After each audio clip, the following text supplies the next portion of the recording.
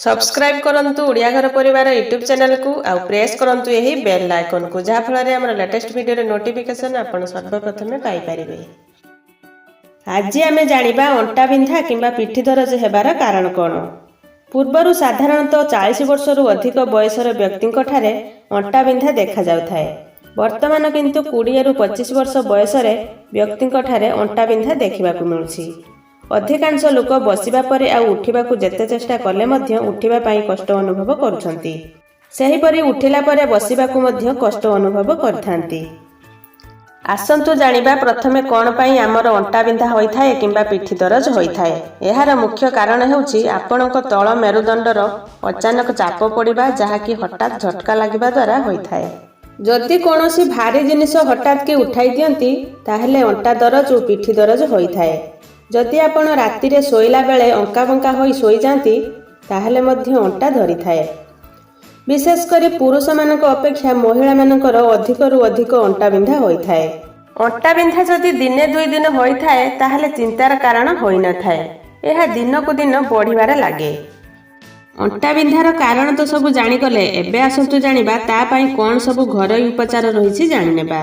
प्रथमे घरोई उपचार हेउछि कंचा हलदी बटा सहित महू मिसाई खाइले अंटा बिंधा दरज भल होइथाए एवं आपण सुस्थ रहिथांती। नियमित अदा लवंग और गोलमरीच पकाई चा पियंतु, यह द्वारा आपणक अंटा बिंधा समस्या दूर होइथाए। एही उपायटी सबुठु सहज उपाय। प्रतिदिन 6 रु 7टी तुलसी पत्र पानी रे फुटाई सेही पानी को पीले अंटा बिंधा भल होइथाए।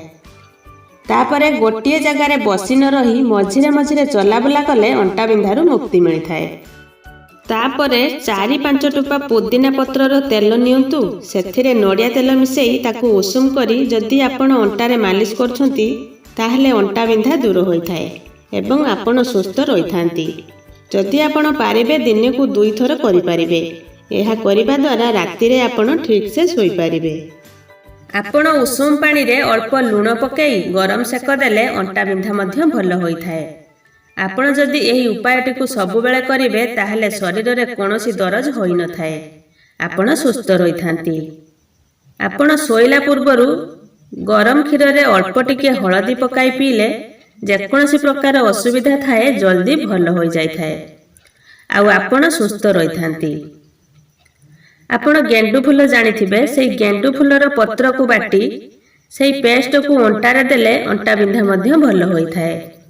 आज आमे जानिले सबु बेले जदि अंटा दरज हेउथाए ताहाले एही घरोई उपचार करी निहाती भाबरे करंतु।